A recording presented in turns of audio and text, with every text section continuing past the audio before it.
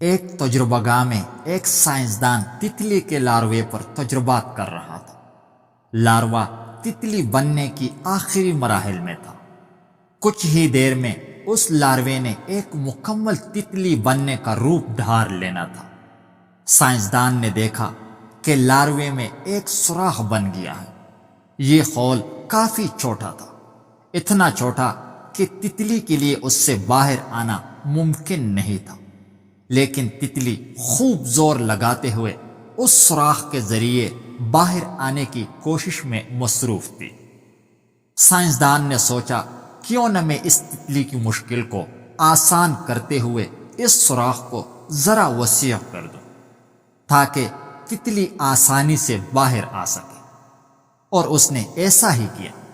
ایک آلے کی مدد سے اس نے لاروے کی ہول میں سوراخ کو اتنا چوڑا کر دیا کہ تتلی آسانی سے باہر آ سکتی تھی۔ آخر کار تتلی ذرا سی دیر میں لاروے سے باہر آ گئی، مگر سائنسدان کو اس وقت شدید حیرت ہوئی جب اس نے دیکھا کہ تتلی باوجود کوشش کے اڑ نہیں پا رہی تھی، حتیٰ کہ اس کے پر تک پورے نہیں کھل رہے تھے۔ بظاہر ایسے عوامل نظر نہیں آ رہے تھے جو تتلی کی اس معذوری کی وجہ ہو۔ پریشانی کی عالم میں وہ سائنسدان تتلی کو اپنے سینئر سائنسدان کے پاس لے گیا اور سارا ماجرا سنایا۔ سینئر سائنسدان نے ایک سرد آہ بھری اور کہا، ارے نا وہی انسان کے انسان، اور دے دینا اسے عمر بھر کی معذوری۔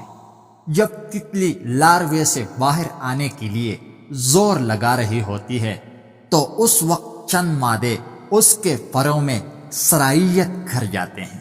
انہی مادوں کی وجہ سے تتلی کے پروں میں جان آ جاتی ہے اور تتلی اڑنے کے قابل ہو جاتی ہے۔ دوستو، یہ زندگی ایک ایسی تتلی ہے جو مشکلات کے لاروے میں بند ہے۔